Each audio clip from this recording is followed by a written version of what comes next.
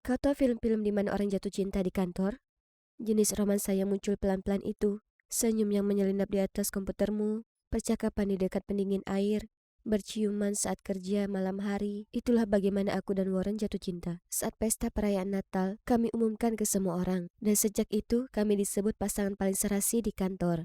Hampir terlalu indah untuk jadi nyata. Lalu, suatu hari aku mulai merasa sakit. Dan itulah saat semuanya jadi kacau balau. Aku merasa lelah seharian, meski pekerjaanku cukup mudah untukku.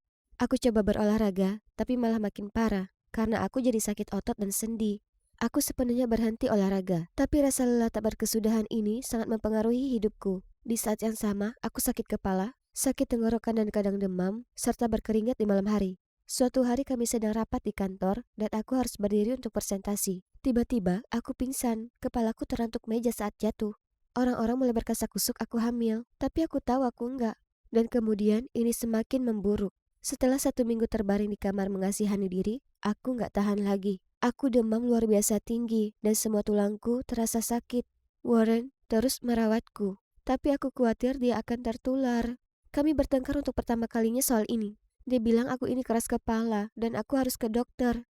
Di rumah sakit, aku menjalani serangkaian tes dan pemeriksaan, termasuk beberapa tes penanda dan periksa darah. Tapi nggak satu pun diagnosis dibuat. Aku sangat khawatir aku mungkin mengidap kanker, meningitis, atau lainnya. Jadi kubiarkan mereka lakukan semua tes yang mereka mau untuk cari tahu apa yang salah dengan tubuhku. Dokterku bilang dia akan mendapatkan hasil tesku segera. Dan aku nggak perlu khawatir serta menyuruhku pulang dan istirahat sementara waktu. Warren mengantarku pulang, dan ia bilang akan tinggal denganku dan memastikan demamku nggak makin parah. Esok harinya, aku mulai merasa sedikit baikan.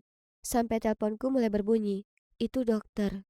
Aku tahu ini berita buruk segera setelah dia menyebut namaku. Lalu dia memberitahuku, dan di saat itu aku bersumpah rasanya seluruh duniaku hancur lebur. Hasil tes Anda positif untuk HIV, yang artinya aku nggak dengar lagi apa yang dikatakannya karena aku sudah jatuh ke lantai berlinang air mata. Bagaimana ini bisa terjadi? Berikutnya yang ku tahu, Warren masih duduk di sampingku dan bertanya apa yang salah. Aku hampir nggak mampu memberitahunya, separah itu aku menangis. Kuceritakan padanya apa yang dikatakan dokter. Dia jadi pucat dan mulai gemetar. Tiba-tiba aku mendorongnya dan bertanya mungkin dia yang menularkan itu padaku. Lalu dia menangis, mengatakan bahwa ia nggak tahu.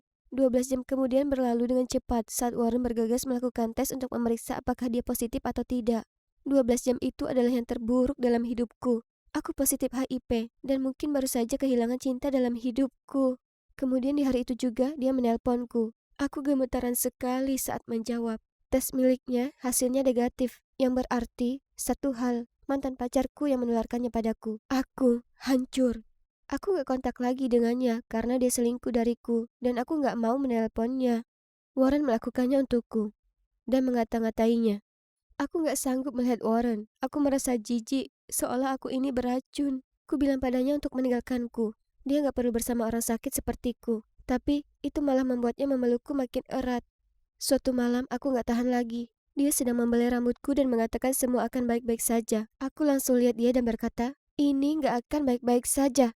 Aku kena HIV. Menjauhlah sebelum kamu tertular juga. Dia pergi setelahnya. Aku melihatnya menangis saat keluar pintu. Kukira aku gak akan pernah melihatnya lagi dan itu menyakitkan. Tapi keesokan harinya, ada yang mengetuk pintu rumahku. Dan dia kembali. Dia di sana terisak, bilang gak peduli jika dia sakit. Bahwa dia mencintaiku lebih dari apapun dan kami akan melalui ini semua bersama.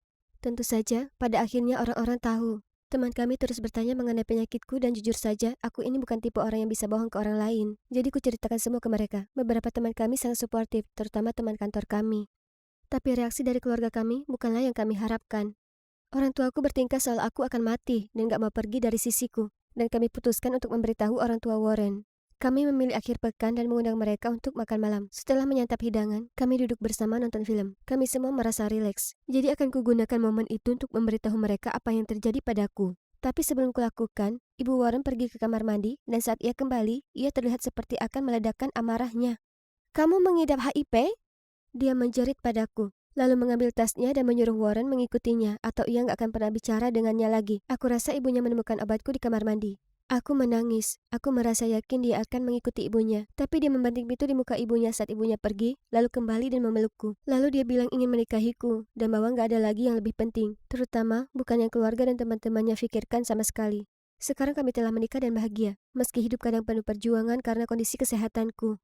Jujur aku nggak pernah sebahagia ini. Aku dan Warren menggelar pernikahan kecil yang intim, dan walaupun keluarganya nggak datang, kami melalui hari yang luar biasa. Itu mereka yang rugi, ya kan?